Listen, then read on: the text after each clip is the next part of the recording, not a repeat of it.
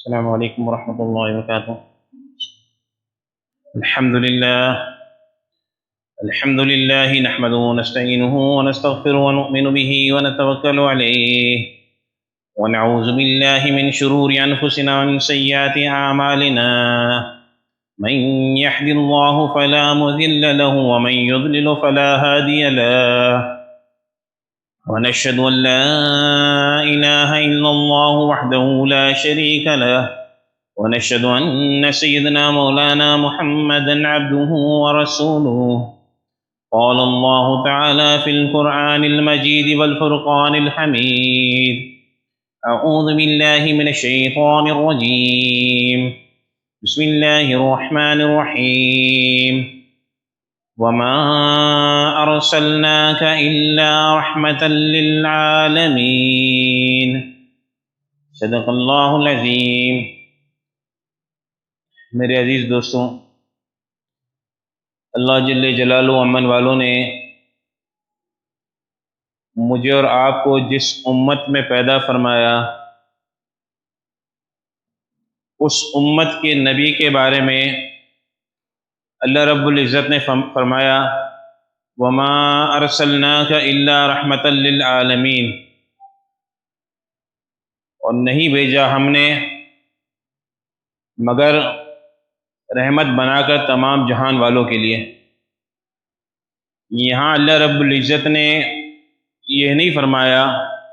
کہ رحمت للعرب یا رحمت للمسلمین، بلکہ اللہ رب العزت نے فرمایا رحمت للعالمین، کہ تمام جہان والوں کے لیے رحمت بنا کر بھیجا، چاہے اس میں مسلمان ہیں یا غیر مسلم ہیں، چاہے اس میں انسان ہیں یا دیگر مخلوقات ہیں، ہر ایک کے لیے اللہ رب العزت نے جناب نبی کریم صلی اللہ علیہ وسلم کو رحمت بنا کر بھیجا۔ تو میں اور آپ اس بات پر اللہ رب العزت کا جتنا شکر ادا کریں اتنا کم ہے کہ اولاً اللہ رب العزت نے جتنی مخلوقات کو پیدا فرمایا، ان ساری کی ساری مخلوقات میں اللہ رب العزت نے جو اشرف مقام عطا فرمایا وہ بنی نوح انسان کو عطا فرمایا، کہ ساری کی ساری مخلوقات پر افضلیت اور فوقیت اللہ رب العزت نے انسان کو دی۔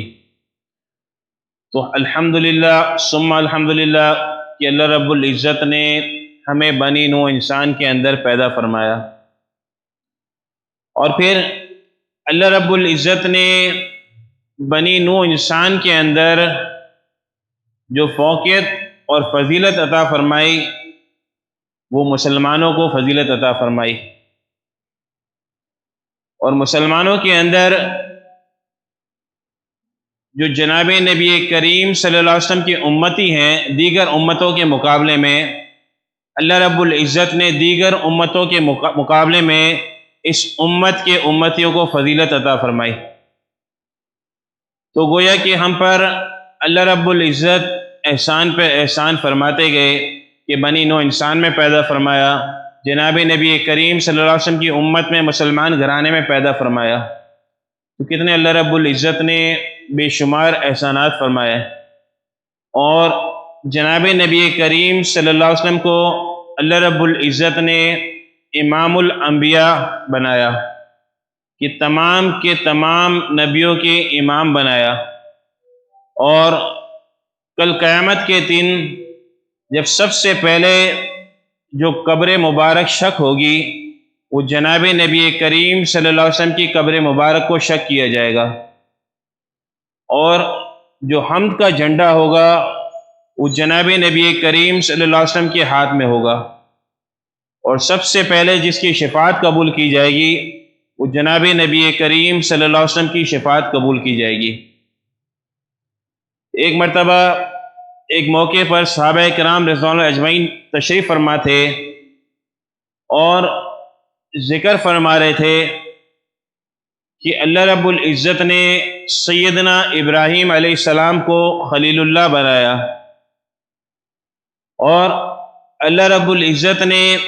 عیسیٰ علیہ السلام کو روح اللہ بنایا، اور اللہ رب العزت نے موسیٰ علیہ السلام کو کلیم اللہ بنایا،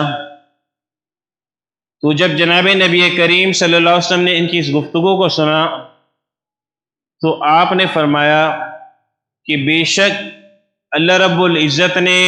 سیدنا آدم علیہ السلام کو صفی اللہ بنایا، سیدنا ابراہیم علیہ السلام کو خلیل اللہ بنایا، سیدنا عیسیٰ علیہ السلام کو روح اللہ بنایا، سیدنا موسیٰ علیہ السلام کو کلیم اللہ بنایا، لیکن اللہ رب العزت نے مجھے جو شرف دیا وہ حبیب اللہ کا شرف دیا کہ اللہ رب العزت نے اپنا حبیب بنایا، کہ تمام کے تمام انبیاء کرام علیہ الصلاۃ والسلام پر اللہ رب العزت نے جناب نبی کریم صلی اللہ علیہ وسلم کو ایک خاص فضیلت عطا فرمائی۔ دیگر انبیاء کرام کا انکار کرنا یا دیگر انبیاء کرام کی تحقیر کرنا یا دیگر انبیاء کرام کا مقابلہ کرنا مقصود نہیں ہے۔ ہم تمام کے تمام انبیاء کرام علیہ الصلاۃ والسلام کو مانتے ہیں کہ اللہ رب العزت نے جتنے بھی نبیوں کو بھیجا ہم سارے کے سارے نبی کو مانتے ہیں، ہم کسی بھی ایک نبی کی مخالفت نہیں کرتے، لیکن اللہ رب العزت نے جناب نبی کریم صلی اللہ علیہ وسلم کو جو مقام عطا فرمایا وہ بہت ہی بلند اور بالا مقام عطا فرمایا کہ اللہ رب العزت نے امام الانبیاء بنایا، انبیاء کرام کا سردار بنایا، اور اللہ رب العزت نے جناب نبی کریم صلی اللہ علیہ وسلم کو وہ مرتبہ اور وہ مقام عطا فرمایا جو کسی کو اللہ رب العزت نے نہ ان سے پہلے عطا فرمایا نہ ان کے بعد کسی کو عطا فرمائیں گے۔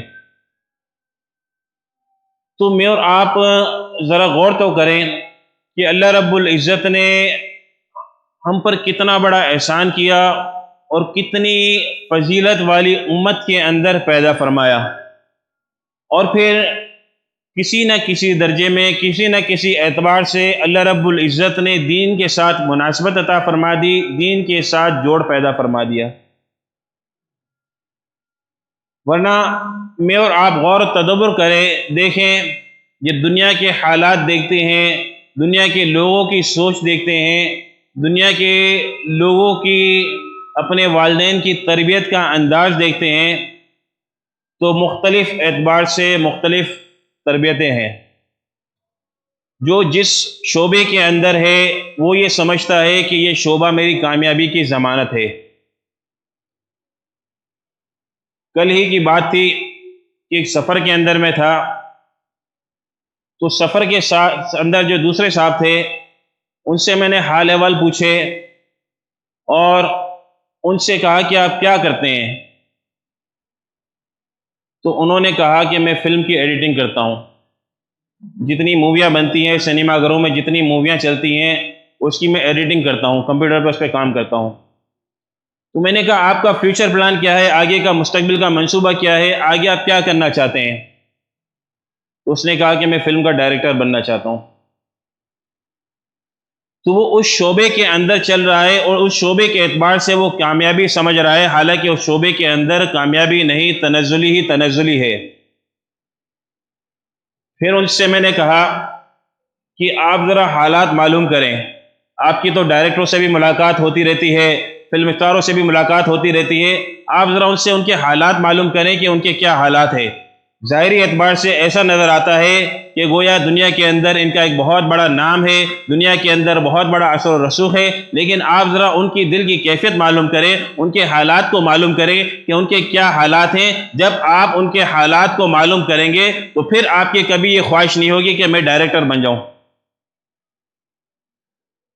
تو جو جس شعبے کے اعتبار سے چل رہا ہے وہ اس شعبے کے اندر کامیابی کو سمجھ رہا ہے۔ جس گھرانے نے اپنی اولاد کی جس انداز سے تربیت کی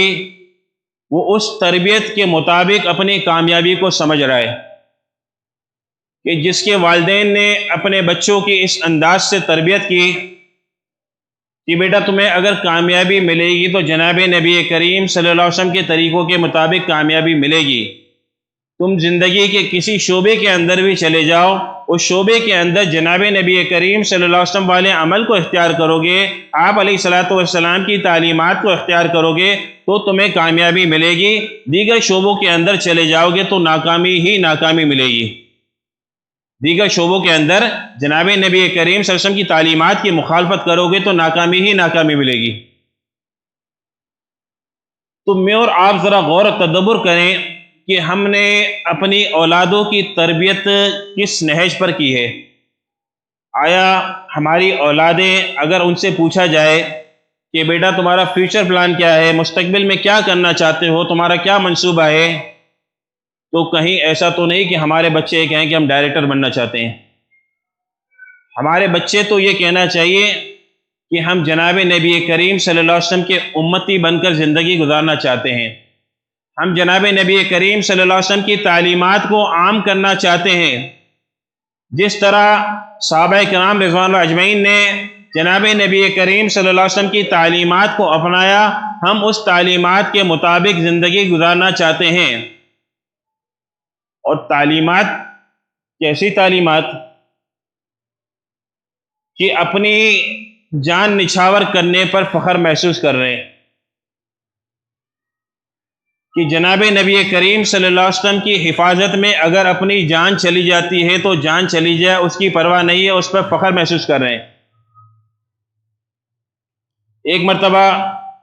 سیدنا عمر فاروق رضی اللہ تعالیٰ عنہ کے سامنے جب سیدنا ابو بکر صدیق رضی اللہ تعالیٰ عنہ کا تذکرہ سامنے آیا تو آپ رو پڑے اور کہنے لگے کہ میں دل سے اس بات کو کہتا ہوں کہ میری ساری زندگی کے جو اعمال ہیں وہ سیدنا ابو بکر صدیق رضی اللہ تعالیٰ کو دے دیے جائیں، اور سیدنا ابو بکر صدیق رضی اللہ تعالیٰ عنہ نے جناب نبی کریم صلی اللہ علیہ وسلم کے ساتھ جو دن اور رات غار کے اندر گزارا اس کا اجر مجھے مل جائے، کہ اپنی پوری زندگی جو انہوں نے کئی مربع میل پہ خلافت کی اور جو ہے کئی لوگ ان کے ہاتھوں اسلام کے اندر داخل ہوئے،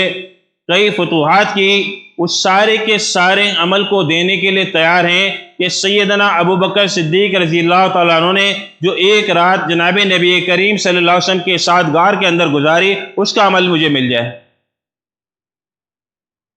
تو سیدنا ابو بکر صدیق رضی اللہ تعالیٰ عنہ جب جناب نبی کریم صلی اللہ علیہ وسلم کے ساتھ غار میں جانے لگے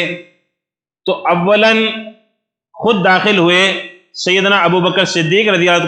اللہ تعالیٰ عنہ کہ میں جا کر دیکھ لوں کہ غار کے اندر کوئی موذی جانور تو نہیں ہے، غار کی صفائی کر لوں۔ تو جب دیکھا کہ غار کے اندر بہت سارے سوراخ ہیں تو اپنے تیبن سے کپڑا پھاڑ کے ان سوراخوں کو بند کرنے لگے، اور پھر جب 2 سوراخ باقی رہ گئے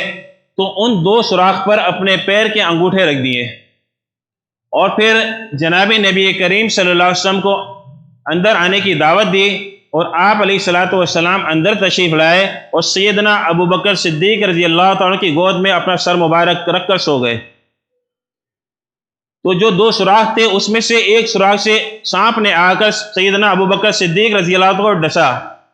لیکن آپ رضی اللہ عنہ نے کوئی حرکت نہیں کی کہ کہیں ایسا نہ ہو کہ جناب نبی کریم صلی اللہ علیہ وسلم کے آرام کے اندر خلل واقع ہو جائے۔ تو جب تکلیف کی شدت بڑھی اور آنکھوں سے آنسو جاری ہوئے اور جناب نبی کریم صلی اللہ علیہ وسلم کے چہرے مبارک پر آنسو گرے تو آپ علیہ الصلاۃ والسلام کی جس سے آنکھ کھل گئی تو جناب نبی کریم صلی اللہ علیہ وسلم نے اپنا لحاب دہن اس جگہ پر جس جگہ پر سانپ نے ڈسا تھا اس جگہ پر رکھا، جس سے زہر کا اثر زائل ہو گیا۔ اور پھر سیدنا ابو بکر صدیق رضی اللہ تعالیٰ کے انتقال سے کچھ پہلے وہ اثر دوبارہ لوٹ کر آیا، گویا کہ سیدنا ابو بکر صدیق رضی اللہ تعالیٰ بھی اس زہر کے اثر کی وجہ سے شہید ہوئے۔ تو جناب نبی کریم صلی اللہ علیہ وسلم کی تعلیمات پر آپ علیہ الصلاۃ والسلام کی حفاظت کے لیے آپ علیہ الصلاۃ والسلام سے محبت کا یہ عالم کہ اپنی جان جاتی ہے تو چلی جائے لیکن جناب نبی کریم صلی اللہ علیہ وسلم کے آرام کے اندر کوئی خلل واقع نہ ہو۔ کہ آپ علیہ الصلاۃ والسلام کے آرام کے اندر خلل کو برداشت نہیں ہے، اور محبت کیسی کہ ایک موقع پر حضرت سیدنا ابو بکر صدیق رضی اللہ تعالیٰ کے صاحبزادے عبد الرحمن رضی اللہ تعالیٰ عنہ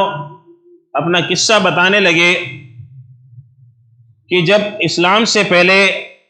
اپنے اسلام لانے، یعنی حضرت عبد الرحمن رضی اللہ عنہ اپنے اسلام لانے سے پہلے کا قصہ بتا رہے ہیں کہ ایک موقع پر ایسا ہوا کہ سیدنا ابو بکر صدیق رضی اللہ تعالیٰ عنہ ان کے نشانے پر تھے، عبد الرحمن رضی اللہ عنہ کے، لیکن ان کو خیال آیا کہ میرے ابا جان ہیں، میرے والد ہیں، انہوں نے نشانہ ساکت کر دیا اور ان کا نشانہ نہیں بنایا۔ تو جب صدیق اکبر رضی اللہ تعالیٰ کو اس بات کا انہوں نے ذکر کیا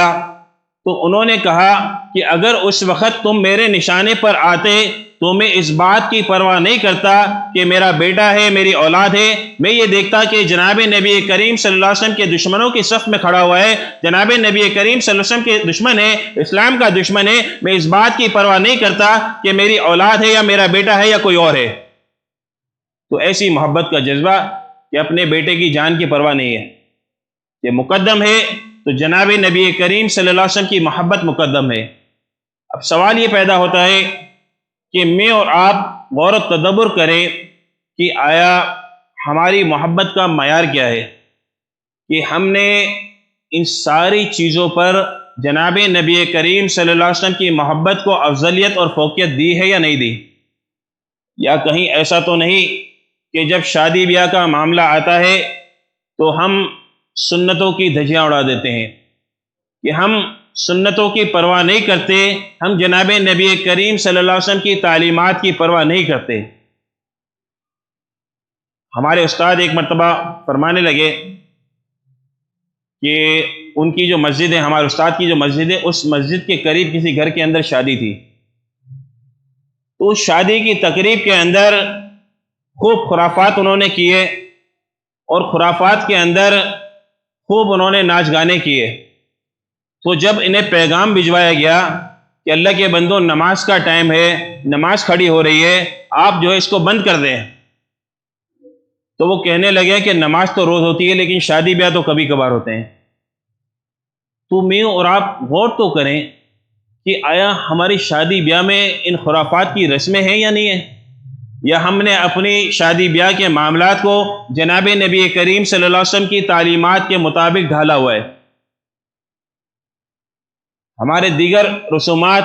دیگر رسم و رواج، دیگر خوشی غمی کے موقع جناب نبی کریم صلی اللہ علیہ وسلم کی تعلیمات کے مطابق ہیں یا نہیں ہے؟ تو کتنے بڑے افسوس کی بات ہے اور کتنی سخت پریشانی کی بات ہے کہ نماز کھڑی ہونے والی ہے، اور جو نماز کے لیے پیغام بھجوایا جا رہا ہے کہ نماز کھڑی ہو رہی ہے، آپ اس ناچ گانے کو بند کر دیں، تو جواب یہ ملتا ہے کہ نماز تو روز کھڑی ہوتی ہے، ناچ گانے تو کبھی کبھار ہوتے ہیں۔ تو ہمیں کس سمت پر جانا چاہیے تھا اور کس سمت پر چلے گئے؟ پھر آیا یہ شادی بیاہ ہلاکت کا سبب بنیں گے یا نہیں بنیں گے، یا کامیابی کا سبب بنیں گے؟ آج میں اور آپ غور و تدبر تو کریں کہ آج طلاق کا ریشو کتنا زیادہ بڑھ گیا ہے، کہ کتنے گھرانوں کے اندر طلاقیں ہو جاتی ہیں، کہ جس بچے کو باپ نے اپنے لخت جگر کی طرح پالا اور اس بچی کو رخصت کیا، اور تھوڑے ٹائم کے بعد وہ طلاق کے ساتھ جب واپس آئے گی تو اس باپ کے دل پر کیا گزرے گی؟ تو میں اور آپ غور تو کریں، تدبر تو کریں کہ ان طلاقوں کی وجوہات کیا ہیں۔ آیا ہم نے اپنے بچوں کے شادی بیاہ کے معاملات کے اندر جناب نبی کریم صلی اللہ علیہ وسلم کی تعلیمات کے مطابق عمل کیا یا نہیں کیا، یا ہم خرافات کے اندر لگے گئے، یا ہم نے سنتوں کی پرواہ نہیں کی، یا ہم نے یہ سوچ لیا کہ ابھی شادی بیاہ کے معاملات گزر جائیں، اس کے بعد سنت کو دیکھ لیں گے، شادی بیاہ کے معاملات میں تو دین کو ایک طرف رکھ دیا جائے۔ تو ہم کس رخ پر چلے گئے؟ ہمارا تو ایک ایک عمل ایسا ہونا چاہیے تھا جو جناب نبی کریم صلی اللہ علیہ وسلم کی تعلیمات کے عین مطابق، کہ جناب نبی کریم صلی اللہ علیہ وسلم امت کا کتنا درد اور امت کا کتنا غم، کہ امت کے اندر امت پناہ آ جائے، امت بن جائے، امت سنور جائے، امت جنت کے راستے پر گامزن ہو جائے، امت جہنم کے راستے سے ہٹ جائے، اس کے لیے اپنے آپ کو کھپا دیا، اپنے آپ کو مٹا دیا، اپنی پرواہ نہیں کی اور خوب لگے رہے۔ کوئی موقع ایسا نہیں ہے کہ جناب نبی کریم صلی اللہ علیہ وسلم نے اپنی امت کو تنہا چھوڑا ہو۔ جب کل قیامت کا دن ہوگا، روز محشر کا دن ہوگا اور خوب نفسا نفسی کا عالم ہوگا، ہر ایک کو اپنی پڑی ہوگی، یہاں تک کہ جو حاملہ عورتیں ہیں وہ اپنے بچے کا اسقاط کر دیں گی، اور جو دودھ پلانے والی عورتیں ہیں وہ اپنے بچوں کو بلا بیٹھیں گی۔ ماں اپنی اولاد کو، اولاد اپنی ماں کو بلا بیٹھے گا، باپ اپنی اولاد کو، اولاد اپنے باپ کو بلا بیٹھیں گے۔ ہر ایک کو اپنے نفس کی فکر ہوگی کہ میرا کیا بنے گا، میرا کیا بنے گا۔ سورج بالکل قریب ہوگا، سوانیزے پر سورج ہوگا اور ہر شخص پسینے کے اندر ہوگا۔ کسی کا پسینہ اس کے گناہوں کی بدولت اس کے ٹخنوں تک ہوگا، کسی کا پنڈلی تک ہوگا، کسی کا گھٹنے تک ہوگا، کسی کا ناف تک ہوگا، کسی کا سینے تک ہوگا، اور بعض لوگ اپنے ہی پسینوں کے اندر غوطہ کھا رہے ہوں گے، اپنے ہی پسینوں کے اندر غرق ہو رہے ہوں گے کہ میرا کیا بنے گا۔ آج اللہ رب العزت نے مجھ سے پوچھ لیا، آج اللہ رب العزت نے مجھ سے سوال کر لیا، آج اللہ رب العزت نے مجھ سے حساب کر لیا، تو میں کیا حساب دوں گا۔ گزشتہ دنوں ایک دور چلا تھا کہ جس کے اندر ہر ایک کو فکر ہو گئی تھی کہ اگر ایف بی آر والوں نے حساب مانگ لیا تو ہم کیا کریں گے، ہم کہاں سے حساب دیں گے۔ اگر حکومت نے حساب مانگ لیا کہ بھئی آپ کے پاس اتنا خزانہ کہاں سے آیا، اتنا مال کہاں سے آیا، تو ہم کہاں سے حساب دیں گے۔ ہر ایک اس فکر میں لگ گیا تھا۔ وہ جب کل قیامت کے دن اللہ رب العزت نے اگر کسی سے حساب مانگ لیا تو وہ شخص سوچ لے کہ میرا کیا بنے گا، میں کس دہانے پہ کھڑا ہوں آج، کہ میں نے زندگی کے اندر جو اوقات گزارے، اللہ رب العزت نے اگر اس کا حساب مانگ لیا تو میں کیا حساب دوں گا۔ تو ایسا نفسا نفسی کا عالم ہوگا۔ تو اس وقت جناب نبی کریم صلی اللہ علیہ وسلم کی ذات کے قربان جائیں کہ جناب نبی کریم صلی اللہ علیہ وسلم اس موقع پر بھی امت کو تنہا نہیں چھوڑیں گے۔ ہر ایک یہ پکار رہا ہوگا، یا رب نفسی، یا رب نفسی، یا رب نفسی۔ اس وقت جناب نبی کریم صلی اللہ علیہ وسلم کی زبان مبارک سے جو الفاظ جاری ہوں گے وہ یہ ہوں گے، یا رب امتی، یا رب امتی، یا رب امتی۔ میری امت کا کیا بنے گا۔